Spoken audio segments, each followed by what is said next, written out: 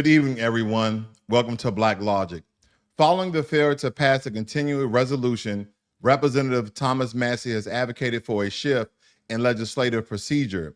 He proposes that Congress should separate each bill and vote on them individually, which I believe is actually probably a good deal. That way there's no fluff.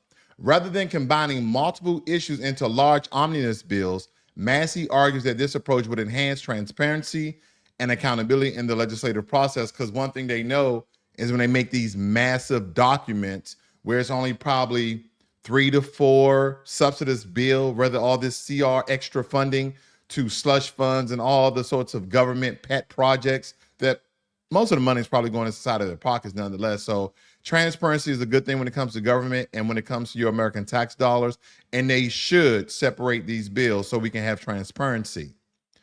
In a surprising twist, Luigi Mangione, accused of murdering United Healthcare CEO Brian Thompson, is now detained at the Metropolitan Detention Center in Brooklyn, New York, the same facility housing rapper Sean Diddy Combs, who faces charges of sex trafficking and racketeering. Adding to the intrigue, Mangone's attorney, Karen Friedman, is married to Combs' lawyer, Mark Anfilillo. This unique overlap has garnered significant media attention, and everybody is talking about how this high-profile killer lawyer is married to Sean Diddy Combs' high-profile lawyer as well. So that's going to be the talk of the town. I just thought it was significant that you have these two people in the same jail. You have these two people with, the same lawyer, and these lawyers are going back and forth talking about the cases, but of course they're not going to let anybody know about the details. A high school implemented a strict cell phone ban, transforming the way students interact and engage during school hours. The policy aimed to reduce distraction and improve academic performance. While some students and parents initially resisted, many have observed positive change, including increased face-to-face communication and deeper focus on studies. Absolutely. In my son's school, what they've done you cannot take out your phone unless you're calling your parents or they specifically ask you to pull out to maybe work a problem or look up something. But other than that, they have to keep their phones in their book bag, not even in their pockets. They have to keep it in their book bags and keep their phone on vibrate or silent. And if they're caught, essentially looking at it during school hours and at recess or when they have lunch, then their phones are taken, their parents are called. So again, their focus should be school and not doing whatever kids now do on their phones. That's just my 2 cents about that. Recent polls indicate that supporters of former President Donald Trump maintain strong confidence in his ability to improve the economy and their personal financial situation. Despite various controversies, this demographic believes that Trump's policy will lead to economic growth and increased job opportunities. Well, everybody is judging, Trump over his first 2 years in office before COVID hit. And everyone was stating they were making more money. Taxes were essentially low, but people had higher, pay raises during that time. So again, everybody is looking back towards the Trump years prior to COVID, which was only 2 years. And God forbid we don't have another pandemic or epidemic where we can actually see some of the things he's going to impose, a lot of bills he's going to sign, a lot of executive orders he's going to sign on day one, over 25 of them. And we're going to see how that moves the economy. Now, and again, some of these things may take a year, 2, or maybe even 3 for us to see it. But nonetheless, it's just exciting that we have so much energy and people are kind of galvanizing, not just around Donald Trump. You got some people who just love Donald Trump because he's Donald Trump and the way he talks or the way he goes about doing things. What's exciting for me is that the country seems to be moving in the right direction. Some of the things that proposed by the Republican Party seem good for America and not just for a said group. Now, we've always had the issues where the rich get richer, but believe me, it doesn't matter who's in office, Democrats or Republicans. The rich know how to get rich. They know how to use loopholes in the tax code. So they exist because legislators on both sides allow it to exist. Why do you think most politicians are rich? These are public servants who are worth millions of dollars. I'm trying to find me a senator, a congressman who's probably not worth $1 million or have $1 million worth in assets. I mean, what's the highest salary they get in Congress? 150, 200, and 2 or 3 years, they're millionaires. Again, I'm not pocket watching, but we watching, okay? Because you get paid with our tax dollars. That's the kind of way I guess I have to look at it, essentially. Recent polls indicate the supporters of former President Donald Trump maintain strong confidence that he's going to raise their money, that the economy outlook will be better because everybody's optimistic. And that is what I'm essentially hoping, that it does help our bottom line. It helps people to buy homes. It helps people to buy groceries and gas, the basic things of life, the very necessities of life. Then we can start looking forward low in travel so we can go visit loved ones and take vacations and etc. Those things, should be important as well. American steel workers are viewing a potential Japanese takeover of a company as a hopeful opportunity to revitalize the struggling industry. They perceive the foreign investment as a chance to secure jobs, modernize facilities, and compete more effectively in the global market. So again, they want this steel company to take over another steel company for the betterment of the workforce because they have the money, and hopefully they're going to hire Americans to do these jobs. So again, steel is a big thing all around the world. We use steel in almost everything. So this can be very significant if they allow this to happen. Again, I don't know too much about it to give you guys a deep dive, but again, some things just seem more profitable than others, especially when it's going to help out Americans. Now, I thought this was funny. Pubs across the UK are experiencing a shortage of Guinness, leaving patrons and owners puzzled. Investigators suggest that a rival social media challenge encouraging individuals to consume large quantities of the stout may be contributing to the unexpected depletion of the supplies. I mean, what are they going to do? What are people in the United Kingdom going to do? Oh my God, we have no more Guinness beer. They have so much beer in Europe. I promise you there's a beer that is similar to Guinness that is probably even better than Guinness. There's probably some cheaper versions of Guinness. You'll be okay. No, it's nothing like the real thing, man. It's nothing like the real thing. Or I don't have an English accent, but nonetheless, you get what I'm saying. I mean, they're worried about that Guinness is that it's being depleted and that it's becoming extinct. Guinness beer. Lord. Authorities have detained a California man suspected of conspiring with a Wisconsin school shooter.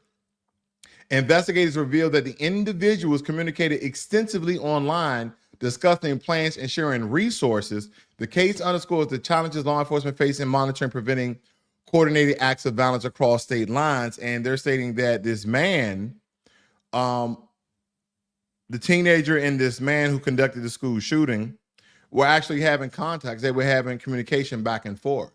And basically what they're trying to find out, did this guy radicalize her, motivated her to go out and conduct this very heinous act, okay? Because she took the life of 3 and herself as well. So now there's connection that there's this man who's actually been talking to her, and we don't know if she's been getting groomed or not. But again, we have to wait for more to come from that story as well. There's so much going on.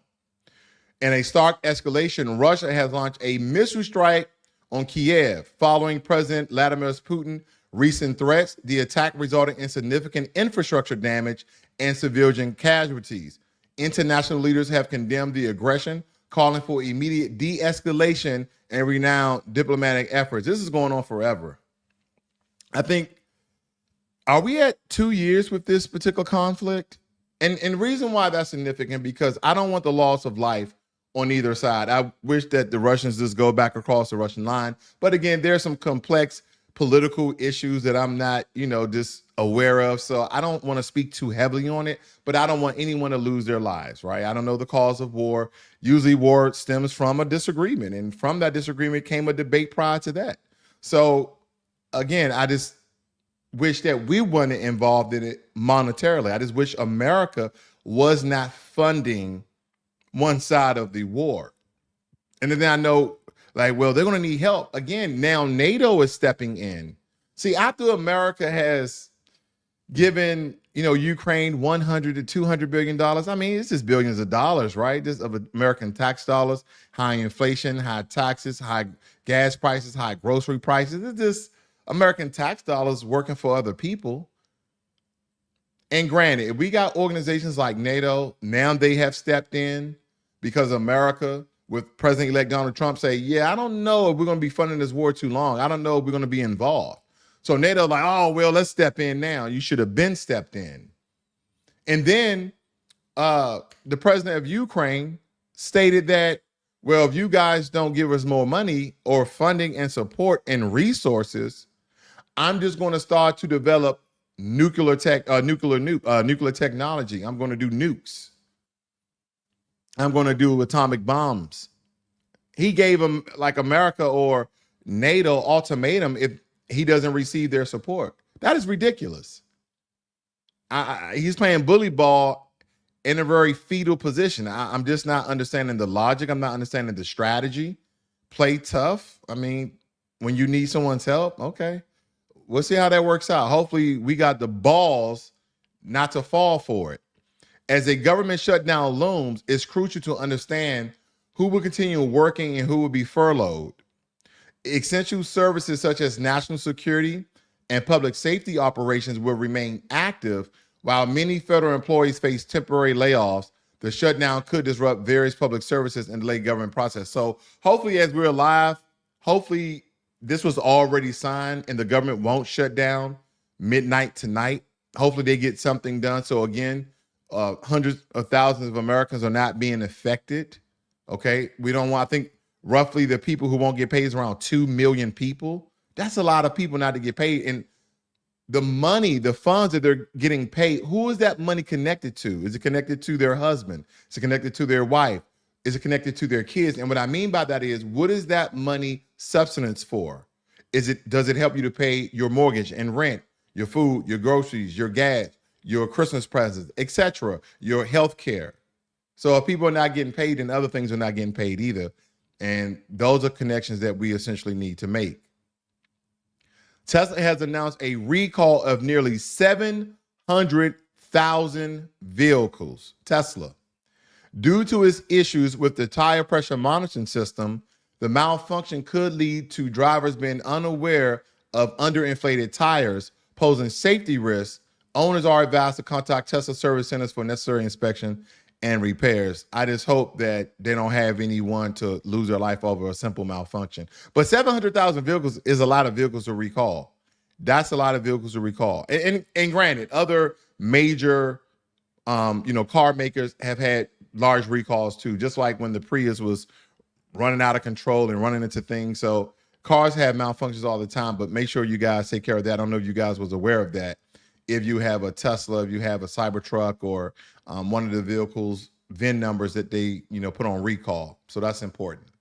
Richard Allen, this scumbag, has been sentenced to 130 years in prison, as he should, for the notorious Delphi murders. The case involving the death of 2 young girls garnered national attention. The sentence brings a measure of closure to the victims' families and the community through the emotional impact indoors. Yeah, this is the face of a lot of hardened criminals who hurt young people. This is the face of them. And I think that needs to be said, because here's another guy here that I don't think you guys are aware of. Now, this particular guy, let me show you something here. It said that he has been identified as the fatal stabber of a bus driver up in Seattle, Washington. He supposedly stabbed this bus driver and dragged his body around 30 times. So again, you have all these people on a ride, and they need to be identified. Okay, because it's just not the crime itself, it's the types of crime. And we know that we associate certain faces with certain crimes. So again, I think all need to be highlighted, because again, 2024 was great. It was a year of truth for most people, and everything needs to be revealed, because again, Americans as a country, we have different ethnic, different races.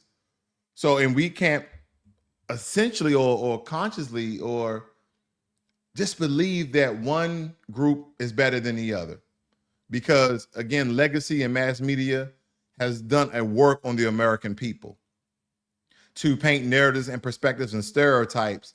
And unfortunately, that negative energy, the only thing that people have been doing for a long time, has been eating it up. and it's been literally ripping people from the inside out. And I'm glad you have this year where a lot of things have come to the forefront, a lot of things have come to fruition, and these are good things for the betterment of our country. MAGA rebels killed Johnson and Trump's B plan. And I may cover that tomorrow morning. I just want to give you guys a sneak peek of that. I hope that everybody is doing well. Thank you guys for joining me here this evening. Thank you, Jermaine Anderson, for moderating, sir. You guys have a great and wonderful evening. This is Black Logic.